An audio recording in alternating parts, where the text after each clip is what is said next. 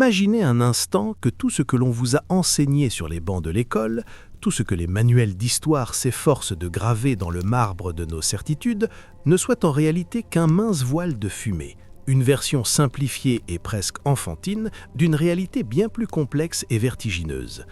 Nous avons appris que l'Amérique était un territoire sauvage, une terre vierge attendant d'être découverte par les navigateurs européens, ou peuplée uniquement de tribus nomades vivant en harmonie avec une nature indomptée. Mais que se passerait-il si, sous les racines des forêts millénaires et derrière les parois de canyons inaccessibles, dormaient les preuves d'une technologie que nous commençons à peine à comprendre aujourd'hui ? Ce soir, nous ne parlons pas de simples flèches de pierre ou de poteries rudimentaires, mais de traces physiques, de géométrie impossible et de sédiments métalliques qui suggèrent qu'une civilisation, bien avant la nôtre, possédait une maîtrise de la matière et de l'énergie qui défie l'entendement. Nous allons plonger dans les tréfonds de l'Amérique, de la jungle du Yucatan aux sommets arides des Andes, pour déterrer des secrets que le temps n'a pas réussi à effacer totalement. Préparez-vous, car ce que nous allons explorer pourrait bien être la preuve ultime que nous ne sommes pas les premiers à avoir atteint un sommet technologique sur cette planète, mais peut-être simplement les derniers à tenter de redécouvrir un savoir perdu. Si ces histoires te fascinent, abonne-toi à la chaîne, et si tu m'écoutes dans le silence de la nuit, quelque part sur cette planète, écris-moi un commentaire, dis-moi d'où tu m'écoutes et l'heure qu'il est là où tu es. C'est dans ces moments de calme, quand le monde s'endort, que les vérités les plus dérangeantes commencent à remonter à la surface. Et ce voyage que nous entamons ensemble ne fait que commencer. Le mystère prend racine dans des découvertes isolées, des anomalies que les archéologues officiels préfèrent souvent classer dans la catégorie des objets hors contexte ou des erreurs de datation, car les accepter reviendrait à réécrire chaque chapitre de notre passé. Pourtant, comment ignorer ces alliages métalliques trouvés dans des couches géologiques vieilles de plusieurs dizaines de milliers d'années, des métaux dont la pureté et la composition rappellent nos standards industriels les plus modernes ? Comment expliquer la précision chirurgicale de certaines découpes dans le granit, une roche si dure qu'elle nécessite aujourd'hui des outils à pointe de diamant ou des lasers de haute puissance pour être travaillés avec une telle finesse ? Il y a dans le sol américain une mémoire silencieuse, une empreinte technologique qui ne devrait pas exister selon le calendrier classique de l'évolution humaine, une présence qui semble nous observer depuis les profondeurs du temps. Tout commence par une série d'expéditions oubliées à la fin du XIXe siècle, où des explorateurs rapportèrent des récits de cités de métal et de souterrains illuminés par une source de lumière perpétuelle. Des récits balayés d'un revers de main par une science alors en pleine structuration, mais qui aujourd'hui, à la lumière des nouvelles technologies de scan du sol, reprennent une dimension terrifiante de vérité. Nous allons analyser ces sites où la pierre semble avoir été liquéfiée puis moulée, où les structures répondent à des alignements astronomiques d'une précision telle qu'ils nécessiteraient des calculs informatisés complexes. L'Amérique, loin d'être un nouveau monde, est peut-être en réalité le plus vieux monde de tous, le dernier refuge d'une humanité disparue qui maîtrisait les secrets de l'atome ou de l'antigravité bien avant que nous n'apprenions à forger le fer. Restez avec moi, car chaque minute de ce récit va vous emmener plus loin dans l'inconnu, là où la science rencontre le mythe et là où la technologie ancienne devient indiscernable de la magie. Pour comprendre l'ampleur de ce que nous affrontons, il nous faut quitter la surface lissée de nos certitudes et descendre là où l'œil humain ne s'aventure que rarement. Si l'on s'attarde sur les récits oubliés de la fin du XIXe siècle, une affaire en particulier sort de l'ombre, celle de J.E. Kincaid, cet explorateur dont le nom a été systématiquement effacé des archives de la Smithsonian Institution, mais dont le récit continue de hanter les méandres de la recherche alternative. Kincaid affirmait avoir découvert, au cœur des parois vertigineuses du Grand Canyon, un réseau de galeries creusées avec une précision que l'on ne pourrait obtenir qu'avec des machines thermiques de pointe. Ce n'étaient pas des cavernes naturelles façonnées par l'érosion lente de l'eau, mais des structures architecturales complexes, des salles voûtées contenant des tablettes de métal gravées d'un savoir cryptique, et, plus troublant encore, des restes d'outillage dont la composition chimique n'avait aucune correspondance avec les techniques de forge connues des peuples amérindiens de l'époque. Imaginez ces galeries s'enfonçant sur des kilomètres sous la roche, un labyrinthe de pierres où le silence est si lourd qu'il semble peser sur les épaules des rares curieux qui osent encore chercher l'entrée scellée. Pourquoi le gouvernement a-t-il, peu après ces révélations, classait cette zone en accès restreint, interdisant tout survol et toute randonnée sous prétexte de sécurité. La vérité est peut-être que ces tunnels abritaient les restes d'une industrie que l'on pensait moderne. Des analyses de sol effectuées clandestinement aux abords de ces zones interdites ont révélé des traces de radioisotopes et des résidus de terres rares qui ne se trouvent normalement que dans les sites de traitement du minerai à haute température. Il est impensable que des hommes munis de simples burins de bronze ou de pierre aient pu extraire et raffiner ces matériaux. Cela suggère l'utilisation de flux d'énergie concentrés, de foreuses capables de vitrifier la roche sur son passage, laissant derrière elle des parois aussi lisses que du verre, une signature technologique que l'on retrouve étrangement à des milliers de kilomètres de là, dans les cités mégalithiques d'Amérique du Sud. C'est ici que le mystère s'épaissit et devient vertigineux. Comment une telle puissance de frappe technologique a-t-elle pu disparaître sans laisser de manuel d'utilisation, sans laisser de traces de sa propre décadence? La réponse réside peut-être dans la nature même de ces traces. Nous cherchons des roues et des engrenages, mais une civilisation supérieure à la nôtre aurait pu utiliser des principes physiques que nous commençons à peine à effleurer, la piézoélectricité des cristaux de quartz, la résonance acoustique pour manipuler la matière, ou encore l'exploitation du champ magnétique terrestre, qui, en Amérique du Nord, présente des anomalies particulièrement intenses. En observant les monticules du Midwest, ces mounds que l'on attribue hâtivement à des structures funéraires, on s'aperçoit que leur disposition géométrique répond à des lois de transmission de fréquences. Ce n'étaient pas des tombes, mais peut-être des relais, des antennes de terre et de métal conçues pour capter et redistribuer une énergie propre et infinie. Quand on observe ces artefacts trouvés au fond des mines de charbon ou dans les strates profondes du sol américain, comme cette fameuse cloche de métal découverte à l'intérieur d'un bloc de charbon vieux de 300 millions d'années, le vertige nous prend. Si cette civilisation a possédé des machines, des usines, des systèmes de communication, pourquoi le temps a-t-il été si cruel avec eux? Ou alors est-ce nous qui sommes aveugles, incapables de reconnaître une machine quand elle prend la forme d'un temple, ou un circuit imprimé quand il est gravé à l'échelle d'une montagne? La technologie de cette civilisation supérieure à la nôtre n'était pas un ajout à la nature, elle était intégrée à la structure même de la Terre. Et aujourd'hui, alors que nous marchons sur ces terres que nous croyons domptées, nous ne faisons en réalité que piétiner les décombres d'un empire technologique qui nous dépasse en tout point. Lorsque nous portons notre regard vers le sud, vers les terres brûlées du Mexique et les jungles denses qui recouvrent les vestiges de l'Amérique centrale, le mystère change de nature.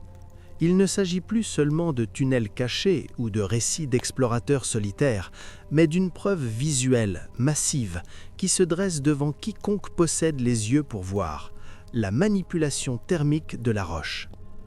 En observant les sites comme Teotihuacan ou les fondations de certaines cités mayas, on est frappé par une anomalie qui déconcerte les ingénieurs modernes.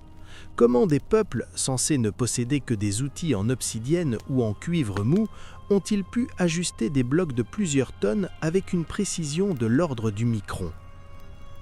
Approchez-vous de ces parois. Tentez d'y glisser une lame de rasoir ou même une simple feuille de papier. Vous n'y parviendrez pas. Ce n'est pas le résultat d'un ponçage acharné s'étalant sur des générations, comme on tente de nous le faire croire pour sauver les apparences du récit officiel. Non. Ce que nous observons ici, c'est ce que les spécialistes appellent la vitrification superficielle. La pierre semble avoir été chauffée à des températures dépassant les 1500 degrés Celsius, non pas de manière diffuse comme dans un four, mais de façon ciblée, chirurgicale. C'est la signature indéniable d'une technologie thermique de haute précision. En Amérique, la pierre n'était pas taillée, elle était liquéfiée, elle était moulée. Imaginez une civilisation possédant des outils capables de projeter un flux d'énergie si concentré que le granit le plus dur se mettait à couler comme du beurre, permettant ainsi de sceller des blocs entre eux par une fusion moléculaire. Dans les récits indigènes, souvent relégués au rang de simples métaphores poétiques, on parle d'un sang ou d'un souffle qui permettait de déplacer les pierres et de les assembler sans effort. Et si ce souffle n'était rien d'autre qu'une fréquence acoustique capable de modifier la densité des objets? une technologie de lévitation par ondes stationnaires que nous commençons à peine à expérimenter dans nos laboratoires les plus secrets. Mais il y a plus troublant encore. Sous la pyramide du Soleil, à Teotihuacan, des archéologues ont découvert d'épaisses couches de mica. Ce minéral n'a aucune fonction décorative. Dans notre monde moderne, le mica est utilisé comme isolant thermique et électrique de haute performance, notamment dans l'industrie aérospatiale et les composants électroniques. Pourquoi des bâtisseurs primitifs auraient-ils extrait des tonnes de mica d'une mine située à des milliers de kilomètres au Brésil pour l'enfouir avec une telle précision sous des structures de pierre? La réponse est logique, mais elle est terrifiante. Ces pyramides n'étaient pas des tombeaux, elles étaient des machines, des complexes énergétiques monumentaux conçus pour capter, isoler et peut-être transmuter les énergies telluriques du continent américain. Ce mica servait de bouclier, protégeant les couches inférieures d'une chaleur ou d'un rayonnement immense produit par la structure elle-même lorsqu'elle était en activité. Lorsque vous marchez aujourd'hui sur ces sites, vous ne visitez pas des lieux de culte, mais les carcasses vidées de centrales électriques d'une antiquité technologique. Les hiéroglyphes et les fresques que nous voyons aujourd'hui ne sont que des graffitis laissés par des civilisations ultérieures, des peuples qui se sont installés dans ces ruines comme des squatteurs dans un palais abandonné, essayant de donner un sens spirituel à une technologie qu'ils ne comprenaient plus. Ils ont vu des dieux là où il n'y avait que des ingénieurs en solitaire. Ils ont vu des miracles là où il n'y avait que des circuits intégrés à l'échelle d'une cité. Et que dire de ces crânes de cristal, dont la fabrication défie encore aujourd'hui nos meilleurs lapidaires? Des objets sculptés contre l'axe naturel du cristal, ce qui aurait dû les briser en 1000 morceaux sous la pression des outils, à moins qu'ils n'aient été façonnés par un processus de croissance contrôlée ou par une technologie laser dont nous n'avons pas encore le secret. Ces objets ne sont pas des curiosités, ce sont des supports de stockage de données, des disques durs d'une civilisation qui ne stockait pas l'information sur du papier périssable ou des serveurs magnétiques fragiles, mais dans la structure même de la matière la plus stable qui soit, le quartz. Si vous pensiez que la précision des pyramides du Mexique était le sommet de cette technologie ancienne, alors il vous faut respirer l'air raréfié de l'altiplano bolivien à plus de 4000 mètres d'altitude. C'est ici, sur le site de Pumapunku, que la théorie d'une civilisation supérieure à la nôtre quitte le domaine de la spéculation pour devenir une évidence matérielle incontestable. À Pumapunku, nous ne trouvons pas de temples aux formes organiques, mais des blocs de diorite et d'andésite, deux des roches les plus dures au monde, qui semblent avoir été découpés comme des blocs de Lego avec une fraiseuse numérique à commande numérique. Regardez ces blocs en forme de hache. Leur uniformité est terrifiante. Chaque angle est parfaitement droit, chaque rainure est calibrée au millimètre près et les surfaces sont d'une planéité telle qu'elle dépasse les capacités de n'importe quel tailleur de pierre équipé de marteaux de bronze. Les ingénieurs qui ont analysé ces blocs sont formels. Pour obtenir une telle régularité dans une roche aussi abrasive que l'andésite, il faut des outils dont la dureté est équivalente au diamant et une vitesse de rotation constante que seule l'électricité ou l'hydraulique de haute pression peut fournir. Nous sommes face à une production de masse. Pumapunku n'était pas un lieu de culte, c'était une usine, un centre d'assemblage modulaire où des composants standardisés étaient produits pour construire des structures dont nous ne pouvons aujourd'hui que deviner la fonction originelle. Comment expliquer ces trous de forage d'une profondeur constante et d'un diamètre parfait qui traversent des blocs de plusieurs tonnes ? Si vous glissez votre doigt à l'intérieur de ces orifices, vous sentirez une surface parfaitement lisse, sans aucune trace des stries saccadées que laisserait un forage manuel. C'est la signature d'un usinage à haute fréquence. Plus troublant encore, on trouve sur ces pierres des rainures millimétriques qui servaient à maintenir des agrafes métalliques. Mais ces agrafes n'étaient pas martelées à froid. Les analyses thermoluminescentes révèlent que le métal était coulé directement dans la roche, ce qui implique que ces anciens transportaient avec eux des fours portatifs capables d'atteindre des températures de fusion instantanées en pleine montagne, là où même l'oxygène manque pour entretenir un feu de camp ordinaire. Dans ce silence glacial des Andes, une question demeure. Pourquoi s'installer si haut ? Pourquoi construire un complexe industriel là où l'agriculture est presque impossible et où chaque mouvement coûte un effort immense à l'organisme humain ? La réponse se trouve peut-être dans la géologie. Les Andes sont riches en minéraux conducteurs et en gisements de métaux rares. Une civilisation supérieure ne choisirait pas ces sites par esthétisme, mais par efficacité énergétique et stratégique. Pumapunku était peut-être un port spatial, ou plus probablement une station de traitement de matériaux lourds utilisant la faible pression atmosphérique et les propriétés magnétiques de l'altitude pour faciliter des processus de transmutation ou de transport que nous ignorons encore. Nous devons aussi parler de Sacsayhuaman, près de Cusco, où des blocs de 200 tonnes sont imbriqués comme les pièces d'un puzzle tridimensionnel. Certains de ces blocs présentent des formes complexes avec plus de 12 angles rentrants, s'emboîtant parfaitement avec leurs voisins. Il n'y a pas de mortier, il n'y a pas de colle, c'est une cohésion par simple contact de surfaces vitrifiées. Si un tremblement de terre survient, ces murs ne s'effondrent pas, ils vibrent et reviennent à leur position initiale. C'est de l'ingénierie parasismique de très haut niveau, une technologie que nous peinons à intégrer dans nos gratte-ciel les plus modernes.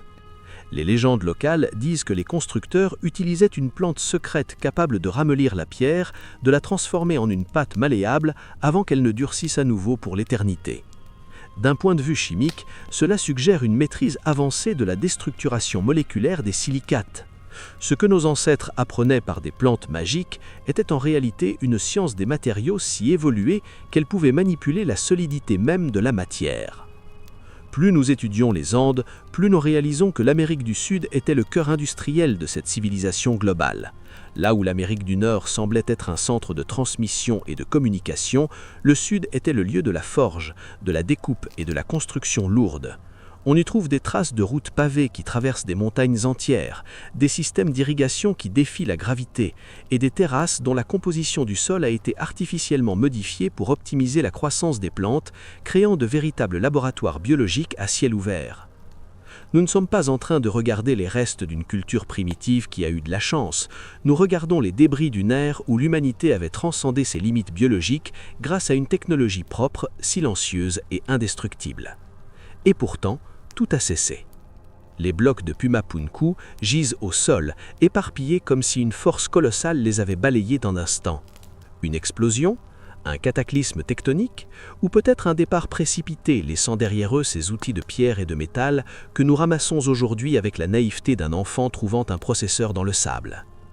L'Amérique du Sud détient la clé de notre futur technique, car c'est là que se trouve la preuve que l'homme a déjà maîtrisé la gravité et la fusion de la pierre, et ce que, une fois a été fait, peut et doit être redécouvert. Si l'on accepte l'idée que cette civilisation maniait le laser et la fusion de la pierre, une question brûlante surgit alors. Comment percevaient-ils leur monde ? Pour posséder une telle maîtrise technique, il est indispensable de posséder une vision globale, une compréhension de la courbure de la Terre et de la disposition des continents que nous n'avons officiellement acquise qu'à l'époque moderne. C'est ici que nous abordons l'énigme des cartes de l'impossible. Vous avez sans doute entendu parler de la carte de Piri Reis, ce document du XVIe siècle qui semble copier des sources bien plus anciennes montrant les côtes de l'Amérique et de l'Antarctique avec une précision que les navigateurs de l'époque ne pouvaient tout simplement pas atteindre.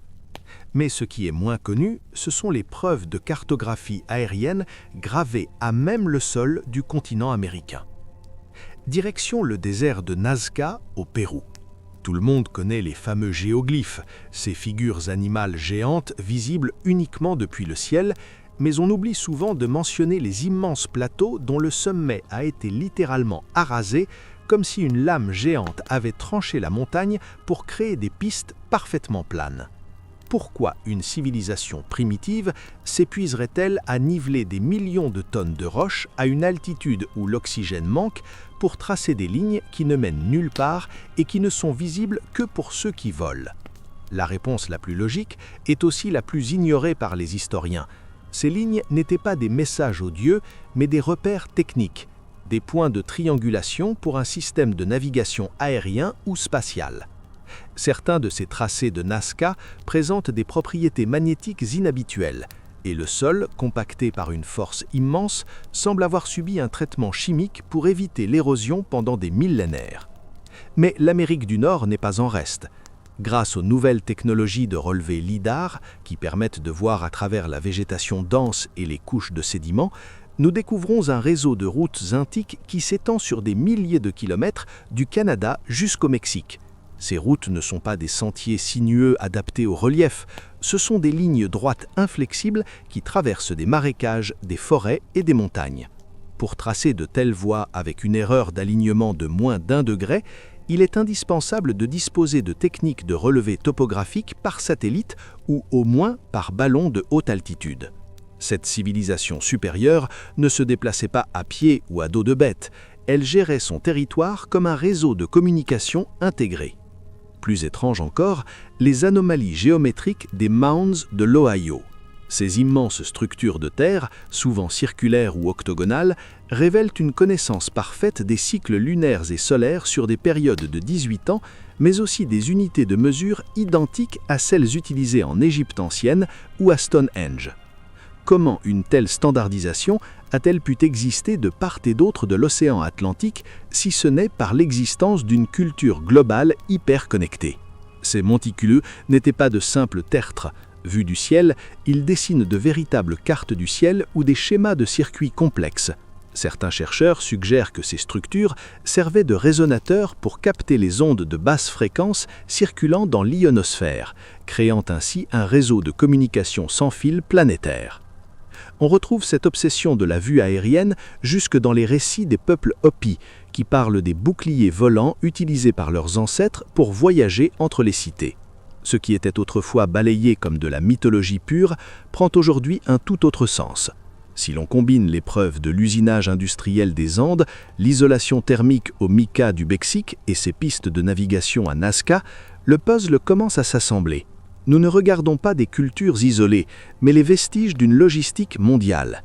Ces êtres supérieurs connaissaient la forme exacte de l'Amérique avant que Mercator ne dessine ses premières cartes.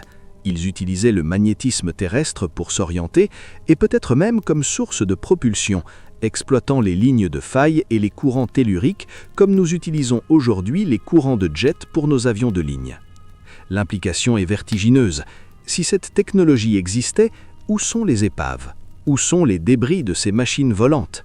La réponse est peut-être sous nos yeux, mais nous ne savons pas ce que nous cherchons. Une machine vieille de 10 000 ans ne ressemblerait pas à un Boeing. Elle serait faite de polymères organiques, de cristaux et de métaux transmutés qui, avec le temps, peuvent être confondus avec des formations géologiques étranges. Ou peut-être que ces preuves ont été motiguement collectées et dissimulées dans les sous-sols de grandes institutions pour éviter que l'homme moderne ne comprenne pas que son pétrole et ses câbles de cuivre sont obsolètes depuis des millénaires. L'Amérique a été le théâtre d'une ère de conquête spatiale intérieure dont nous sommes que les archéologues aveugles, marchant sur les pistes d'atterrissage de nos prédécesseurs tout en nous demandant pourquoi les pierres sont si droites. Jusqu'à présent, nous avons exploré les traces d'une ingénierie lourde, de lasers et de machines thermiques, mais il existe une preuve de cette supériorité technologique que nous consommons presque chaque jour sans même nous en rendre compte. C'est une preuve inscrite non pas dans le granit, mais dans l'ADN même des plantes qui nourrissent le monde. Si l'on s'arrête pour analyser l'origine des plantes cultivées en Amérique, on se heurte à une anomalie biologique que la science moderne peine à expliquer par la seule sélection naturelle ou l'agriculture primitive, l'énigme du maïs. Contrairement au blé ou au riz, qui ont des ancêtres sauvages clairement identifiables et dont l'évolution vers une forme domestique est logique, le maïs n'existe pas à l'état sauvage.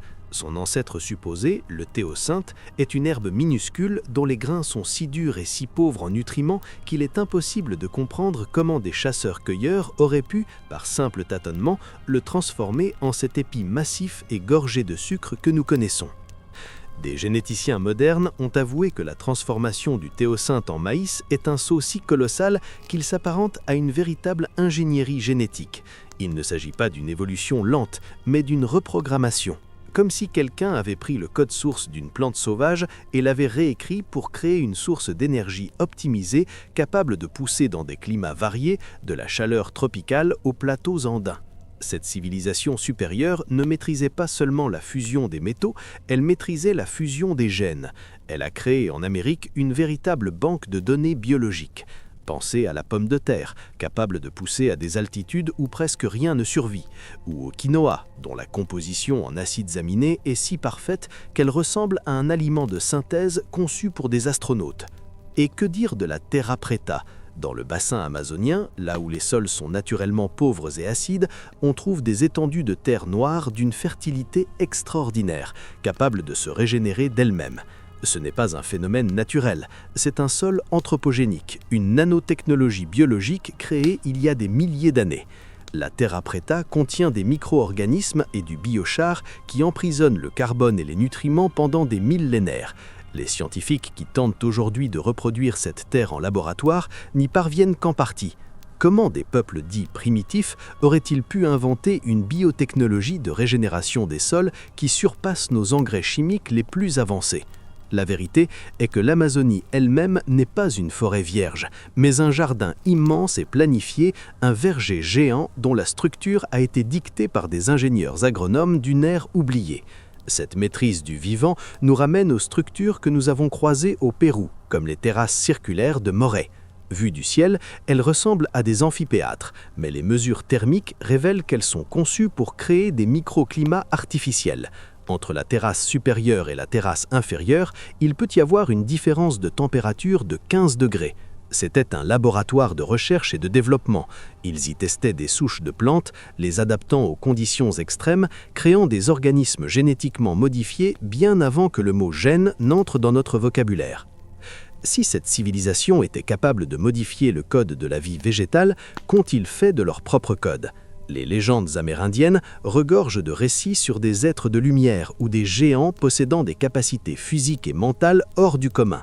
Dans les crânes de Paracas, trouvés au Pérou, on observe des volumes crâniens 25% plus importants que ceux des humains modernes, avec des anomalies génétiques qui ne correspondent à aucune lignée connue de l'Homo sapiens.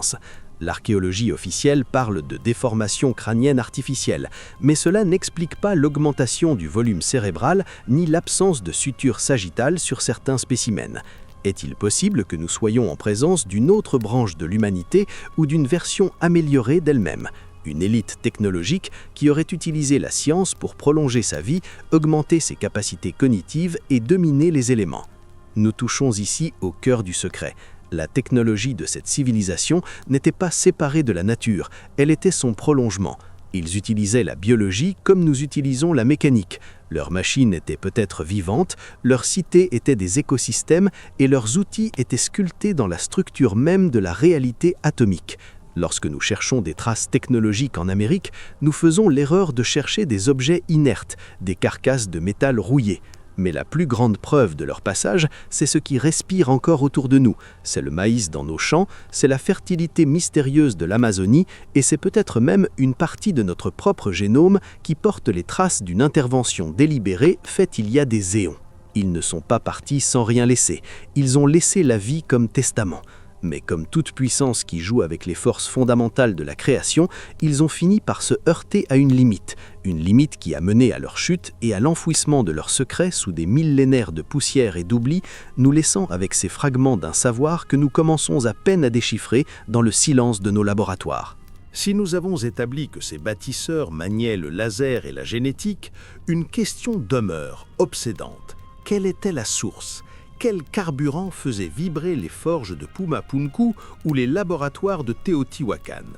Pour répondre à cela, il faut cesser de regarder nos manuels de thermodynamique et commencer à observer la Terre comme une gigantesque machine électrique. Cette civilisation supérieure ne cherchait pas l'énergie dans la combustion, qui est un processus destructeur et inefficace, mais dans la résonance. L'Amérique, avec ses chaînes de montagnes colossales et ses failles tectoniques, est une mine d'énergie piézoélectrique. En plaçant des structures massives chargées de quartz, comme le granit des Andes, sur des points de pression géologique, ces ingénieurs de l'Antiquité créaient des accumulateurs d'énergie naturelle. Mais cette maîtrise de l'énergie ne s'arrêtait pas là. On trouve en Amérique des traces de ce que l'on appelle aujourd'hui la sonochimie, ou la manipulation de la matière par le son. Comment ont-ils déplacé des blocs de 100 tonnes sur des terrains accidentés sans aucune trace de roue ou de grue ?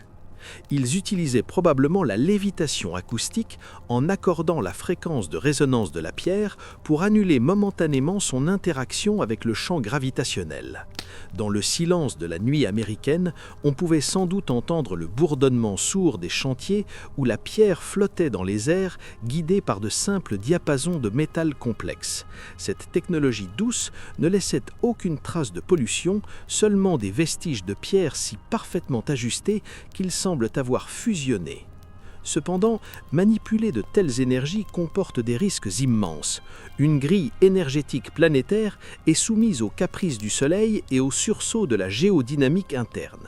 Si un déséquilibre survient, si une surcharge frappe le réseau, l'amplificateur devient une bombe. C'est peut-être là que réside l'explication de la fin brutale de ces centres technologiques. À Puma Punku, les blocs ont été projetés avec une violence qui suggère une explosion interne, une libération soudaine d'énergie qui a pulvérisé les installations en une fraction de seconde. Les dieux de l'Amérique ont peut-être péri victimes de leur propre génie, emportés par un court-circuit cosmique qui a transformé leur cité de lumière en tas de décombres vitrifiés. Aujourd'hui, quand nous voyons les éclairs frapper le sommet des pyramides, nous n'y voyons qu'un phénomène météo. Mais pour les anciens, c'était le signe que la machine fonctionnait encore, même à vide, captant les derniers restes d'une puissance que nous ne savons plus utiliser. L'or a été pillé, les cristaux ont été brisés, et la connaissance de la résonance a été remplacée par la force brute. Nous vivons sur les batteries déchargées d'un empire invisible, mais les traces sont là, dans le mica, dans le granit et dans les fréquences qui vibrent encore au cœur des montagnes. Le savoir n'a pas disparu. Il attend simplement qu'une humanité assez sage pour ne pas s'autodétruire vienne rebrancher les circuits. Nous voici au terme de ce voyage à travers les strates oubliées du temps, devant le miroir d'une Amérique que nous ne reconnaissons plus. Nous avons vu les lasers entamer le granit des Andes, les généticiens de l'Antiquité réécrire le code du maïs et les ingénieurs de l'invisible brancher leur cité sur le pouls électrique de la Terre. Mais une question demeure, plus lourde encore que les blocs de Puma Punku. Comment une telle puissance, une telle maîtrise de la réalité physique a-t-elle pu s'évaporer sans laisser derrière elle un empire mondial continu ? Pourquoi ne sommes-nous pas les citoyens d'une civilisation galactique héritière de ses bâtisseurs, au lieu de ramper péniblement vers le progrès en brûlant les restes fossiles de notre propre passé? Alors, la prochaine fois que vous regarderez une carte de l'Amérique, ne voyez plus seulement des frontières et des villes modernes, voyez une machine géante endormie sous la terre, un réseau de connaissances qui vibre encore dans le silence de la nuit. Nous sommes au bord d'une redécouverte majeure. Chaque anomalie que nous trouvons, chaque ligne de Nazca que nous survolons nous rapproche du moment où la vérité éclatera. Nous ne sommes pas seuls dans l'histoire de cette planète. Nous marchons sur les traces d'une civilisation supérieure qui nous observe peut-être encore à travers les âges, attendant que nous soyons enfin prêts à reprendre le flambeau qu'ils ont dû laisser tomber dans l'obscurité des temps.